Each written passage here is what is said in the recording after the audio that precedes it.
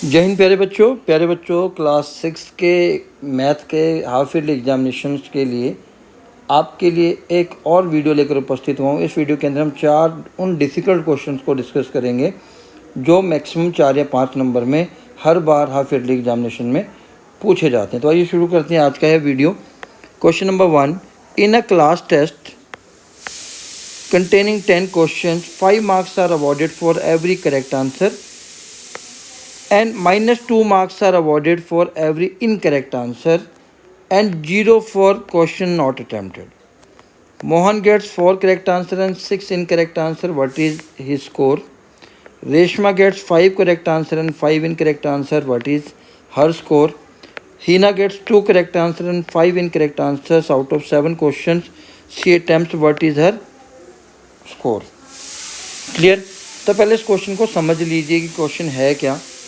सबसे पहले हम क्वेश्चन की बात करें तो इन्होंने क्या कहा कि एक टेस्ट है जिसके अंदर टोटल क्वेश्चंस कितने हैं, 10 हैं। टोटल क्वेश्चंस कितने हैं हमारे पास, 10। अगली चीज़ उन्होंने क्या कही है कि 5 नंबर मिलेंगे आपको अगर आपका क्वेश्चन सही होता है, यानी कि करेक्ट आंसर, अगर आप क्वेश्चन का करेक्ट आंसर देते हैं तो आपको करेक्ट आंसर के लिए +5 मार्क्स मिलने वाले। पर आगे की जो इन्होंने कही है, अगर आपका आंसर गलत होता है, यानी कि आपका आंसर अगर इनकरेक्ट होता है तो आपको पनिशमेंट भी मिलेगी -2 मार्क्स की, ठीक है। और अगर आपने क्वेश्चन अटैम्प्ट नहीं किया ही नहीं है, नॉट अटैम्प्टेड लिखा है, मतलब आपने क्वेश्चन किया ही नहीं, ठीक है। अगर आप करते हो सही होता है तो +5, आप करते हो और आपका आंसर गलत हो जाता है तो -2, और अगर आप उस क्वेश्चन को करते ही नहीं तो आपको 0 मार्क्स, मतलब आपको कोई ना तो प्लस ना ही माइनस मिलने वाला है, ठीक है। तो मोहन की बात अगर हम करें, पहले मैं मोहन की बात कर लेता हूँ। मोहन के 4 करेक्ट आंसर हैं, ठीक है। मोहन के 4 करेक्ट आंसर में करेक्ट आंसर के लिए हमने कहा था एक करेक्ट आंसर के +5 हैं, तो 4 के कितने हो जाएंगे, 4 × 5, यानी कि टोटल 20 मार्क्स उसके आने चाहिए। पर 6 इनकरेक्ट आंसर भी हैं उसके, ठीक है। इनकरेक्ट कितने हैं, 6, और एक इनकरेक्ट के लिए मैंने कितना बताया था, -2, यानी कि -12 मार्क्स, ठीक है। अब टोटल मार्क्स कैसे निकाले जाते हैं, टोटल मार्क्स लिखने का तरीका क्या है, ठीक है, उसको देख लीजिए पहले आप कि टोटल मार्क्स मिलते कैसे हैं, ठीक है। तो जो हमारा टोटल स्कोर बनेगा, टोटल स्कोर क्या है, कैसे बनेगा हमारा, marks for correct answer plus marks for incorrect answer, ठीक है। अब आप कहेंगे दोनों प्लस हो रहे हैं, अभी आगे मैं आपको बताता हूँ क्यों। करेक्ट मार्क्स कितने हैं, 20, इनकरेक्ट के लिए क्या है, -12, तो एक प्लस बाहर था और मैंने क्या किया, -12 कर दिया। तो 12 प्लस इंटू माइनस कितना होता है, -12। 12 में से 20 में से जब हमने 12 माइनस किए तो 8 मार्क्स, जो मोहन को मार्क्स मिलेंगे वो कितने मिलेंगे, 8 मार्क्स मिलेंगे, ठीक है। चलिए एक बार फिर दूसरा कर लेते हैं। मोहन की जगह आपको क्लियरिटी के लिए दूसरा क्वेश्चन, दूसरा पार्ट कर लेते हैं, आपको अभी क्लियर हो जाएगा, ठीक है। मैं फिर बता देता हूँ, जितने करेक्ट आंसर हैं उसको आपने 5 से मल्टीप्लाई करना है, और जितने इनकरेक्ट आंसर है उसको आपने -2 से मल्टीप्लाई करना है, बाद में दोनों को प्लस करना है। अब हम दूसरी बात कर रहे हैं रेशमा की, ठीक है। चलिए रेशमा के देखते हैं कितने नंबर आए, ठीक। मोहन के कितने निकाले थे हमने, 8 मार्क्स। अब हम बात करते हैं रेशमा की।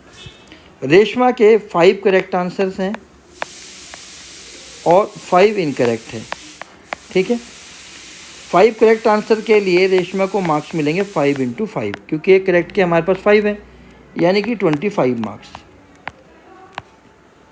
आने चाहिए, ठीक है। और इनकरेक्ट कितने, 2 हैं, तो हर इनकरेक्ट आंसर के लिए -2 है, तो -10। तो रेशमा का टोटल स्कोर क्या आएगा, टोटल करेक्ट के मार्क्स प्लस और इनकरेक्ट के मार्क्स।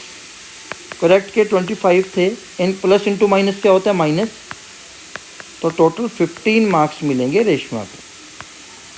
मेरे ख्याल से अब आपको कंसेप्ट क्लियर हो गया, ठीक है। फिर भी एक क्वेश्चन और, अभी तीसरा पार्ट भी कर लेते हैं हम, हीना वाला। रेशमा के 15 मार्क्स आए हैं। अब हम बात करते हैं हिना की। हिना ने 2 करेक्ट आंसर दिए हैं और 5 इनकरेक्ट, यानी कि 5 उसके आंसर गलत हो गए। 2 करेक्ट आंसर के लिए जो मार्किंग मिलेगी 2 इंटू +5 मिलेगी, यानी कि +10 हो जाएगा।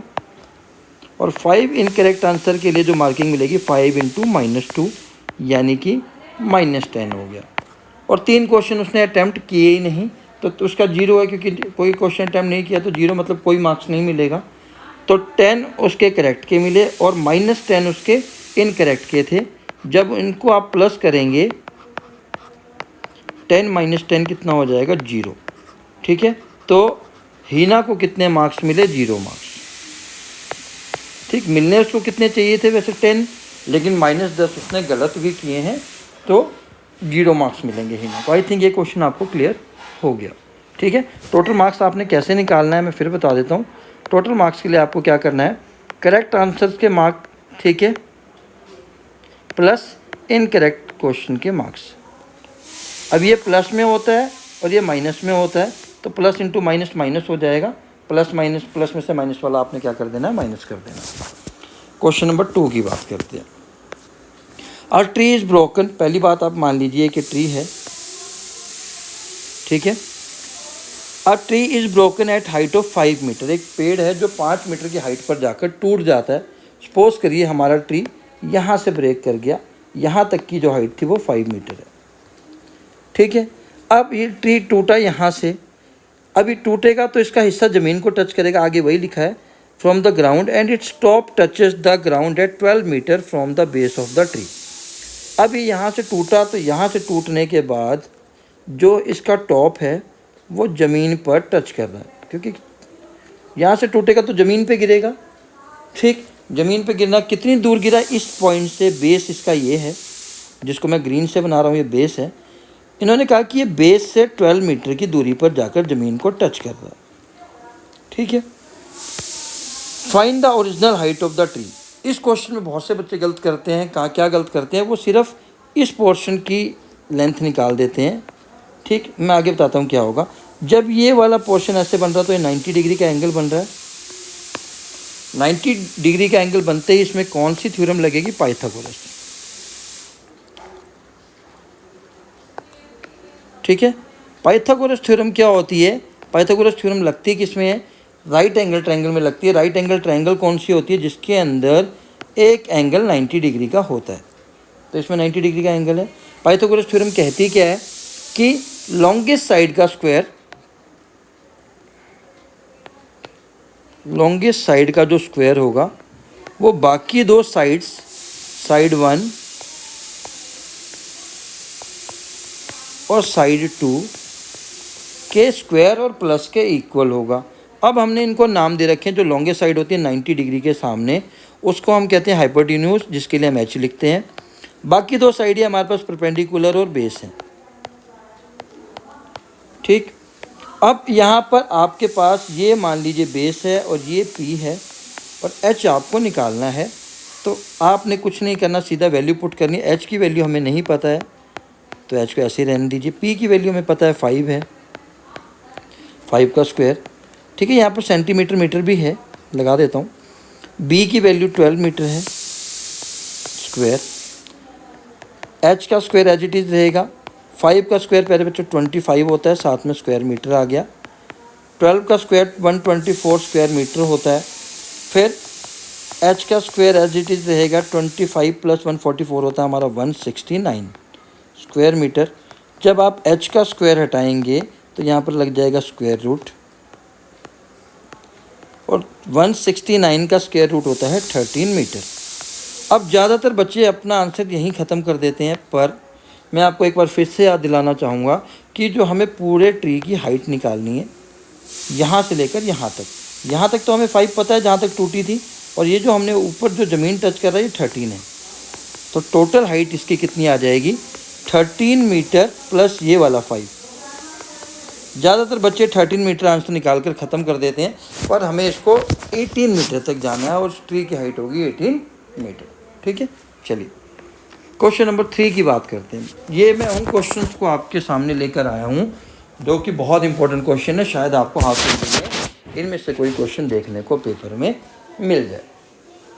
अगला क्वेश्चन क्या है, find the perimeter of the length rectangle whose length is 40 centimetre and diagonal is 41 centimetre. तो सबसे पहले हम एक रेक्टेंगल ले लेते हैं।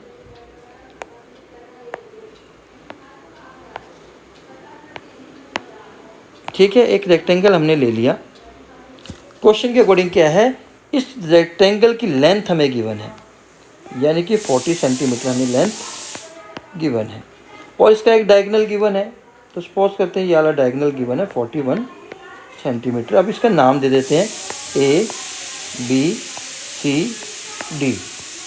क्योंकि रेक्टेंगल के ये एंगल 90 डिग्री के होते हैं, तो हम इसके अंदर राइट एंगल ट्रायंगल बनी हुई मिल रही है। तो अभी हम एक ट्रायंगल ले लेते हैं बी सी डी, इस ये वाला पोर्शन हम कंसिडर कर रहे हैं सिर्फ। ठीक है, क्यों कर रहे हैं, क्योंकि अगर हमें रेक्टेंगल का पेरीमीटर निकालना है, पेरीमीटर ऑफ रेक्टेंगल का फार्मूला क्या होता है, 2 इंटू ब्रैकेट में लेंथ प्लस ब्रेड्थ। ठीक है, और साथ में आता है यूनिट, पहला फार्मूला। दूसरा फार्मूला क्या कर सकते हैं आप, सम ऑफ ऑल साइड। अब हमारे पास अगर ये 40 है, तो क्योंकि रेक्टेंगल की ऑपोजिट साइड इक्वल होती हैं, तो ए बी भी 40 होगा। लेकिन हमारे पास बी सी नहीं है और ए डी नहीं है। अगर हम बी सी या ए डी में से एक निकाल लें तो हमारे पास दोनों साइड की वैल्यू आ जाएगी, क्योंकि ऑपोजिट साइड क्या होती हैं, इक्वल होती हैं। तो मैंने क्या किया, बी सी डी ट्रायंगल ले लिया, बी सी और डी। यहाँ पर 90 डिग्री का एंगल बन रहा था। ये 41 सेंटीमीटर हमें गिवन है, ये 40 सेंटीमीटर हमें गिवन है। अगर हम ये निकाल लेंगे बी सी, तो ए डी की वैल्यू हमारे पास आ जाएगी। ठीक है, अब 90 के सामने हमेशा मैंने क्या कहा है, एच होता है हाइपोटेन्यूज। ये बेस हो गया, ये परपेंडिकुलर, हमें परपेंडिकुलर लगाना है। तो हम लिखेंगे using Pythagoras theorem,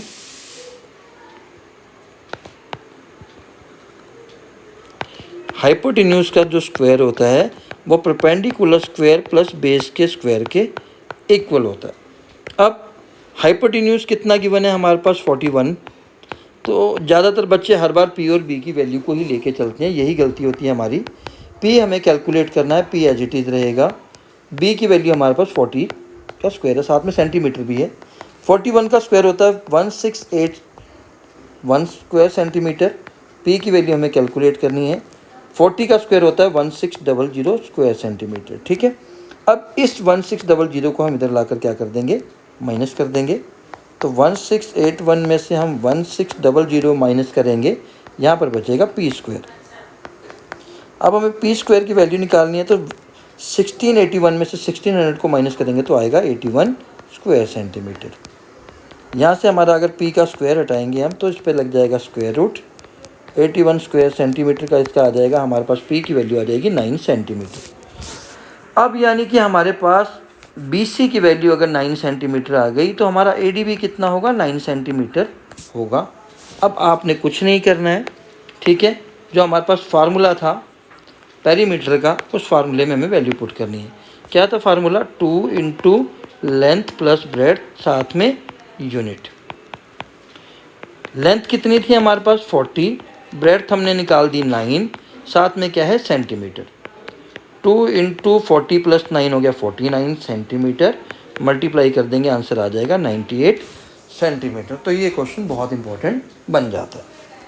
next question, the diagonal of the rhombus are measures. जैसे कि आपके सामने डायग्राम गिवन है, डायगोनल गिवन है, एक यहाँ से लेकर यहाँ तक 30 सेंटीमीटर है, और दूसरा डायगोनल की जो लेंथ आपको दी है वो 16 सेंटीमीटर गिवन है। पेरीमीटर निकालना है इसका। अब हमें पता है कि जो रोम्बस की जो सारी साइड्स होती हैं वो क्या होती हैं, इक्वल होती हैं। लेकिन हमारे पास साइड कोई भी गिवन नहीं है। ठीक, अगर हम एक भी साइड निकाल लेते हैं तो हमारी सारी साइड हमें पता लग जाती है। अब इसके अंदर एक प्रॉपर्टी लगेगी, ठीक, पैरेललोग्राम की एक प्रॉपर्टी, जो रोम्बस की प्रॉपर्टी है, कि जो डायगोनल्स हैं, diagonals of rhombus bisect each other at 90 degree. ये आपको प्रॉपर्टी लिखनी ज़रूरी है, तब आपको पूरे नंबर मिलेंगे।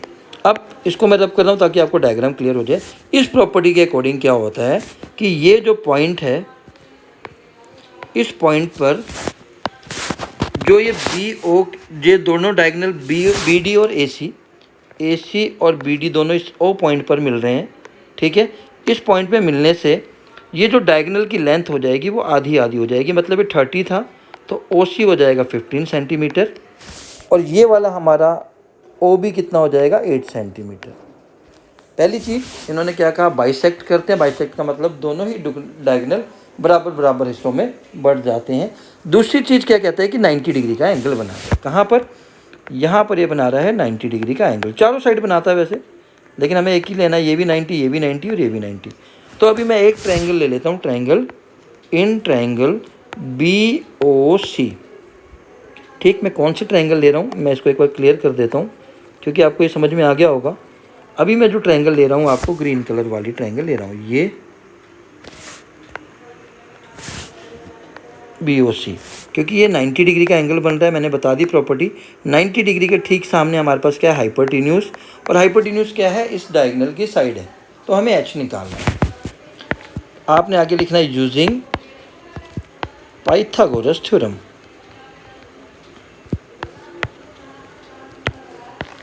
अगेन वही फार्मूला, एच का स्क्वायर पी का स्क्वायर प्लस बी का स्क्वायर। एच की वैल्यू हमें पता नहीं है क्योंकि वही साइड है रोम्बस की। आप लिख सकते हैं H is equals to side of rhombus.